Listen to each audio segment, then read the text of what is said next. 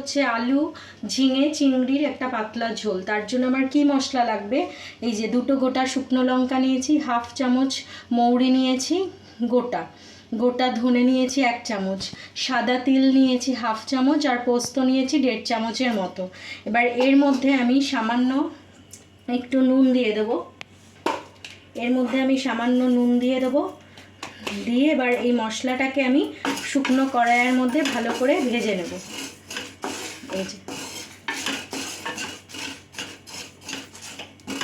এই যে দেখুন আমার মশলাটা যখন মোটামুটি একটুখানি ভাজা হয়ে যাবে তখন আমি কি করব, এর মধ্যে আমি কিছুটা সর্ষে দিয়ে দেবো। এর মধ্যে আমি 1 চামচের মতো সর্ষে দিয়ে দেবো, তবে এটা আপনারা সাদা সর্ষে ইউজ করতে পারেন, কালো আমি কালো করেছি, আপনাদের কাছে সাদা থাকলে সাদা করতে পারেন। এটাকে এবার গ্যাস একটুখানি নেড়ে গ্যাসটাকে আমি অফ করে দেবো, দিয়ে এটা ঠান্ডা করে এটার আমি একটা স্মুথ পেস্ট বানিয়ে নেব, ঠিক আছে। তো আমি মিষ্টি আর আপনারা দেখছেন মিষ্টি রান্নাঘর। তো বন্ধুরা তাহলে চলুন আজকে আমরা আলু ঝিঙে চিংড়ির পাতলা ঝোল। মশলাটা ঠান্ডা হচ্ছে, ওটা ঠান্ডা হওয়ার পরেই আমি ওটাকে পেস্ট করব। তো ততক্ষণ আমি চিংড়ি মাছটা ভেজে নিলাম, একটু নুন হলুদ মাখিয়ে চিংড়ি মাছটা আমি ভেজে নিচ্ছি। বেশি ভাজবো না, তাহলে শক্ত হয়ে যায়, একদম হালকা, খালি রঙটা চেঞ্জ হওয়া অবধি। এই যে মাছগুলোকে আমি ভেজে নিয়েছি, বেশি কড়া করে ভাজার দরকার নেই, চিংড়ি মাছ কড়া করে ভাজে না।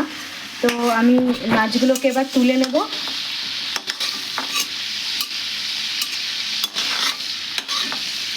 এই তেলের মধ্যেই আমি গোটা জিরে আর গোটা সাদা জিরে, এই যে গোটা সাদা জিরে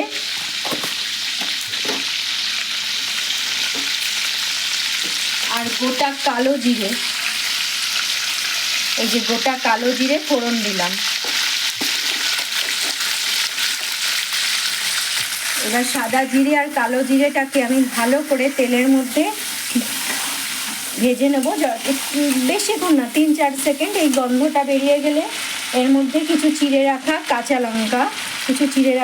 লঙ্কা দিয়ে দিলাম, দিয়ে একটু নেড়ে এর মধ্যে এবার কিছু আমি পেঁয়াজের কুচি ছোট ছোট করে কেটে রেখেছিলাম স্লাইস করে, ওইগুলো দিয়ে দেবো।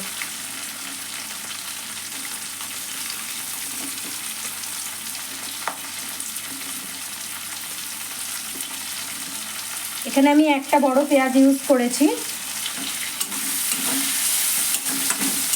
আচ্ছা, এবার তেলের মধ্যে আমি সামান্য একটু নুন দেব, যাতে পেঁয়াজটা আমার তাড়াতাড়ি নরম হয়ে যায়। সামান্য একটু নুন দিলাম, নুন দিয়ে গ্যাসের ফ্লেমটাকে কমিয়ে একটু ঢাকা দিয়ে দেব। ততক্ষণ আমি যে মশলাটা বানিয়ে রেখেছিলাম শুকনো কড়াইতে সেটা পেস্ট করে নেব, যতক্ষণ আমার পেঁয়াজটা নরম। এই যে এবার দেখুন আমার পেঁয়াজটা একটু নরম হয়ে গেছে।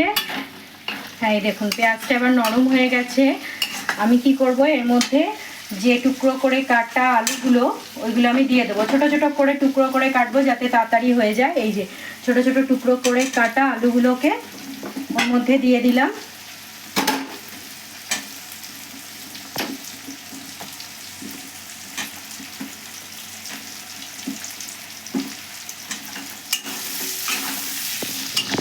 দিয়ে এর মধ্যে একটু হলুদ দেব,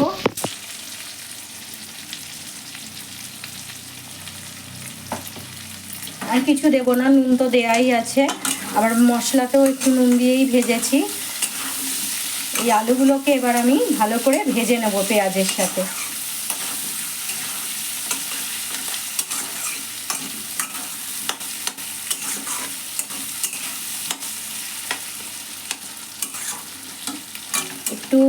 আমি এবারে এই সময় একটুখানি ঢাকা দিয়ে দেবো যাতে আলুগুলো একটু নরম হয়, একটু সিদ্ধ হয়ে যায়। এই যে আলুগুলোকে আমি এরমভাবে ভেজে নেব।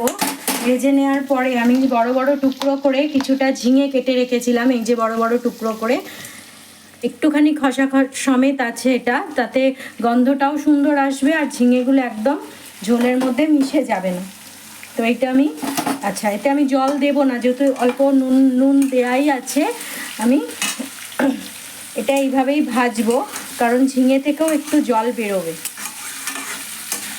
ভালো করে মিশিয়ে নেওয়ার পর এটা আমি কিছুক্ষণ ঢাকা দিয়ে রাখবো, কারণ ঝিঙে থেকে জলটা যেটা বেরোবে তাতেই এখানে আলু ঝিঙে দুটোই সিদ্ধ হয়ে যাবে, মানে অলমোস্ট সিদ্ধ হয়ে যাবে। তো আমি এটা এখন কমিয়ে দিয়ে কিছুক্ষণ ঢেকে রাখলাম 5 মিনিট। আর আলু ঝিঙেটা ভালো করে ভাজা হয়ে গেছে, আলুটা 50%-এর মতোই, দেখুন 50%-এর মতো সিদ্ধ হয়েও গেছে, ঝিঙেটাও জল ছেড়ে দিয়েছে। এই অবস্থাতে আমি যে বাটা মশলাটা, শুকনো মশলাগুলোকে যে ভেজে আমি বাটা মশলাটা করেছিলাম, এই বাটা মশলাটা এর মধ্যে আমি দিয়ে দেবো। এরপর সামান্য একটু চিনি দেব, নুন মিষ্টিটা আপনারা একটু নিজেদের মতো করে দেবেন। হ্যাঁ, এবার এটাকে ভালো করে মিশিয়ে নিলাম। এবার এর মধ্যে ভেজে রাখা যে চিংড়ি মাছগুলো ছিল, সেই ভেজে রাখা চিংড়ি মাছগুলোও দিয়ে দিলাম।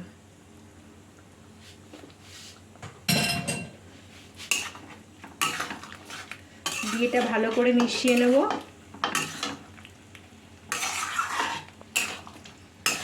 আর যেহেতু আমি এটা আলু ঝিঙে চিংড়ির ঝোল করছি, তার জন্য আমি এতে একটুখানি জল অ্যাড করব। ঠিক আছে, সামান্য একটু জল অ্যাড করব। তো আমি সবসময় গরম জল ইউজ করি। এই মিক্সির বাটিটার মধ্যেই গরম জল দিয়ে এর মধ্যে দিয়ে দিলাম। মনে হয় আর একটু লাগবে। এই যে